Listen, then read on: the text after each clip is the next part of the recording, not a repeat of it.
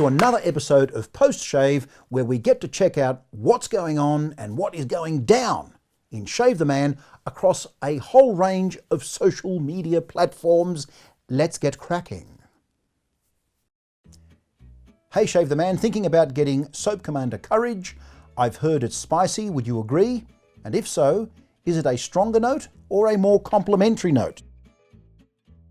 Right, when it comes to Soap Commander, one thing I will say, firstly, is that their performance is second to none. Wonderful stuff, excellent value. But in this case, the Courage, although it's called a spicy or has been referred to as spicy, as far as I'm concerned, the word that I would use to best describe this is balanced. So the spice doesn't dominate, it works very well, and in fact, to me, it also has quite a mellow, sweet note. So if you can imagine a spicy and a sweetness coming together and being married beautifully in this wonderful creation. Now, I've done a preview and a review of this, and I'll link to that below, so check it out if you haven't done so already. Con, I have an Edwin Jagger DE89 LBL safety razor and really do love it, but I'm ready to move up a step and buy a second razor. What DE safety razor would you recommend to someone for their second razor? Thanks for your question, Rob. Look, this is an interesting one. I guess it really depends on whether you want to go to a razor that's a little more expensive, one that is a little more efficient or aggressive, or one that perhaps might be an open comb. So let's look at these one by one. One that I would definitely recommend, and that I feel is quite affordable, is the Fat Tip Grande. Now this is an open comb, and in this case I've got the gold version here. Quite an efficient razor, a little more aggressive, I would say, and would make quite a good second razor. But again, you're not putting out a lot of money for this particular razor, but I think it is well worth considering. Speaking of efficiency and aggressiveness, I would also look at the Mueller R41. This is a renowned razor for its efficiency and its aggression, although I'm not entirely comfortable using the word aggression, but you know what I mean. Very affordable in the scheme of things, excellent quality in terms of its build, and one that would definitely be a great second go-to razor. You might also wish to consider a slant razor. In this case, maybe something like the Icon DLC slant. This is, again, fairly well built. It's, in terms of its price, is probably in that mid-range.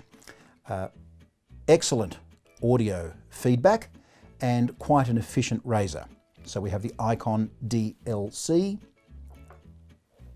But if you really want to step up and buy something that is going to last you a lifetime, as cliche as that may sound, then I would definitely, and this is the one that I'm using almost every other day, look at the ATT, the above the tie S1. Now this is a slant, not quite as slanted as the DLC, very efficient, very smooth. Yes, it's expensive, but again, expense is totally subjective. I guess in this case, you get what you pay for, but it is well worth the investment. I have the S1 and the S2, which is an open comb, and I find them both to be delightful. I hope that helps. Hey Con, I find a lot of the amazing soaps you like get a 9.5 in performance. Would you mind telling me which has gotten a 10? Or is there no perfect performing soap for you? Thanks for your question. Look, this is as much a philosophical question as it is one of arithmetic or a quantitative question. Firstly, if I were to give a soap a 10, there really is nowhere else to go. So as far as I'm concerned, anything from between an 8.5 to a 9.5 is a very, very good soap and worthy of your attention. Now, is an 8 a poor soap? No, it's not by any stretch of the imagination. But it has to do with the soap at the time, the number of soaps that I've used, usage, and the like. So I guess that's probably the easiest and less convoluted answer I could possibly give you. The other thing is, remember Bo Derek? Where is she now, I wonder? She was a 10.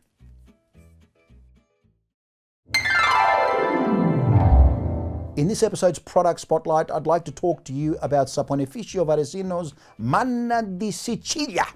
Wow, what a soap. This is absolutely fantastic. The manna refers to a very, very sweet sap that is obtained from an indigenous Sicilian ash tree. They make an incision, take the manna. It's a delicacy, in fact. But in this case, they put it in the soap, and it has a wonderful feeling on the skin. You have a wonderful post-shave feel. This is magic. In fact, it's almost manna from heaven. As for the scent, you're going to get initial citrusy notes that come through, and then they'll follow through with some wonderful deep woodsy, cologne-y, and a sweet patchouli note that it finishes off with.